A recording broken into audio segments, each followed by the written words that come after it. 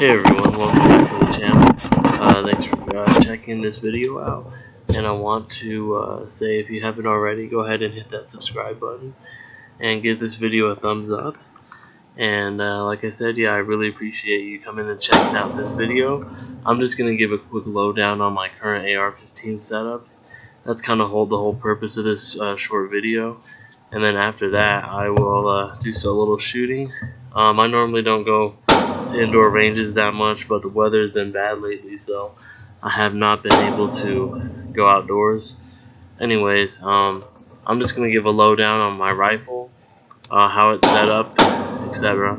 So this is a Ruger AR-15, completely base stock, bone stock internally. So the add-ons I did, before I had iron sights, then I put an ACOG. But now I have a Bushnell scope, a Bushnell magnified scope on there that I can hit pretty far out with. The range I'm shooting at right now is at 100 yards, but you know I can hit way farther out than that. And then off to the side of the Bushnell scope, I have canted or angled iron sights, and then below that I have a vertical foregrip.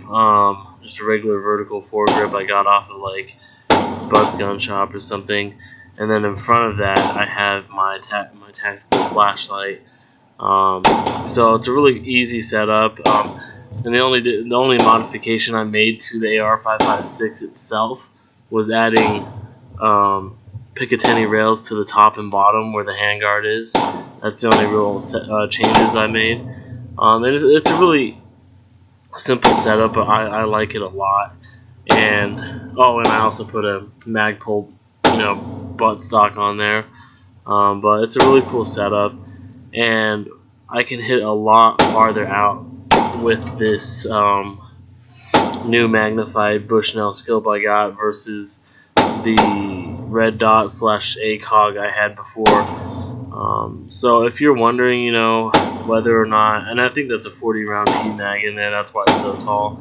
But if you're wondering whether or not you should use a scope on your AR-15, I would 100% recommend using the scope on the AR-15 because, like I said, if you're in really close quarters, you can just use your canted iron sights or your backup irons or whatever you got going.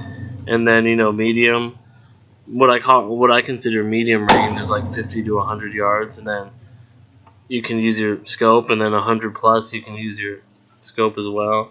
And I just really do like this setup here. And the furthest shot I've ever taken with this rifle is about 400 yards. I know that's not much.